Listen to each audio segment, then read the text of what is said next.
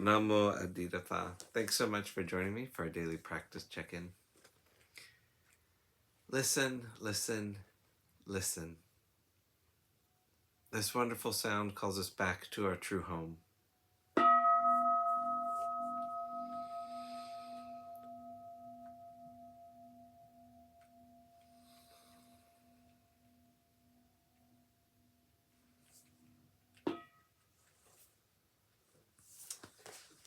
The fifth mindfulness training. Aware of the suffering caused by unmindful consumption, I vow to cultivate good health, both physical and mental, for myself, my family, and my society by practicing mindful eating, drinking, and consuming. I will ingest only items that preserve peace, well-being, and joy in my body, in my consciousness, and in the collective body and consciousness of my family and society. I am determined not to use alcohol or any other items that contain toxins, such as certain TV programs, magazines, books, films, and conversations. I am aware that to damage my body or my consciousness with these poisons is to betray my ancestors, my parents, my society, and future generations. I will work to transform violence, fear, anger, and confusion in myself and in society by practicing a diet for myself and for society. I understand that a proper diet is crucial for self-transformation and the transformation of society.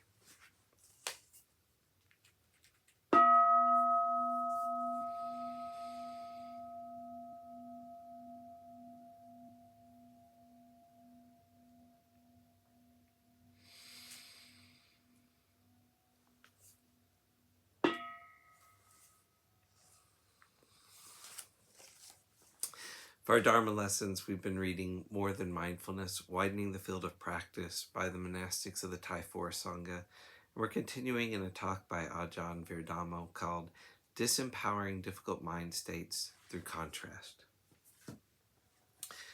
In my own meditation, I put in the suggestions of affection a lot, or of welcoming, of kindness.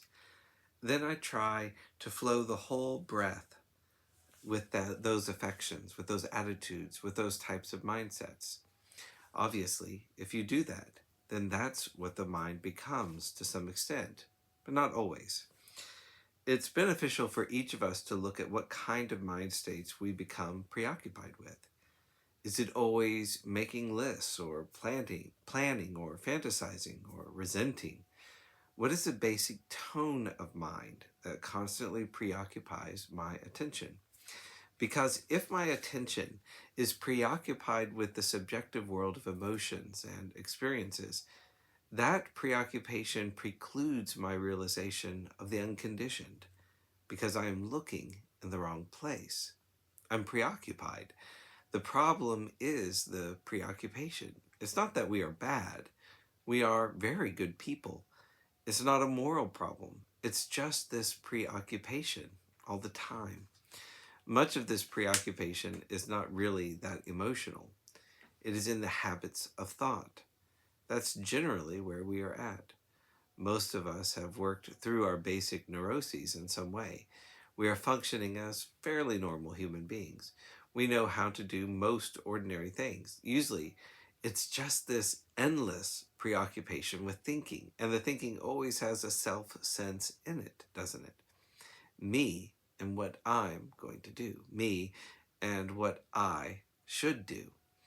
What would be the ways of creating contrast to thought, whatever the thought is?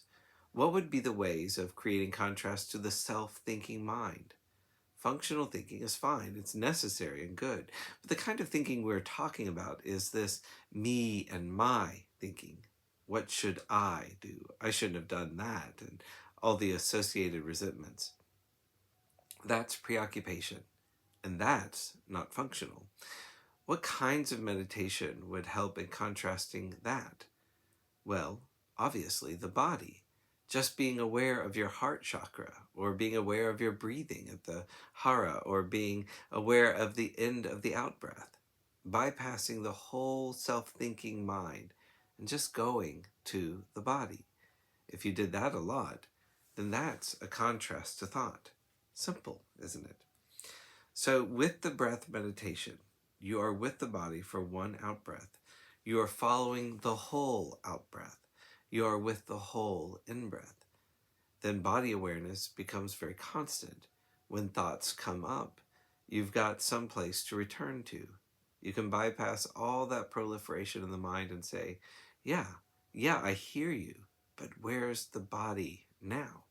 Where is the heart chakra now? You need to do this a lot because the preoccupation with self-thinking is so powerful.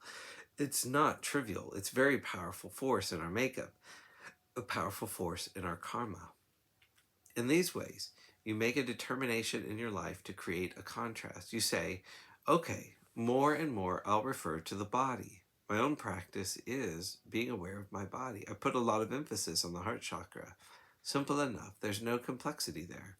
It always seems to be there, either contracted or open.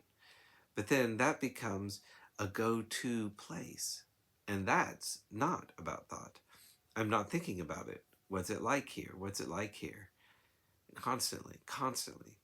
Then the place attention habitually inhabits is no longer thought, but it's the body, because that's what it's been doing. That is its momentum. That is its nature. By doing that and being aware of the heart chakra, when the mind produces self-thinking through worry or annoyance, you're not addicted to that. You've got the body telling you there's a lot of thinking going on now. There's a whole lot of proliferation going on now. What's that about? Then, rather than try to resolve it through thought, which is endless and analyzing, you don't try to figure it out. You say, oh, thought is this way, and the body is this way. So you begin to abandon the strategies of self-thinking. You let go of that.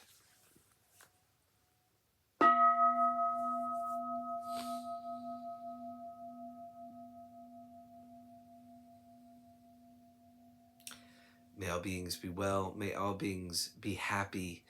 May all beings be at ease. Namo Adira Phat. Thanks so much for joining me today.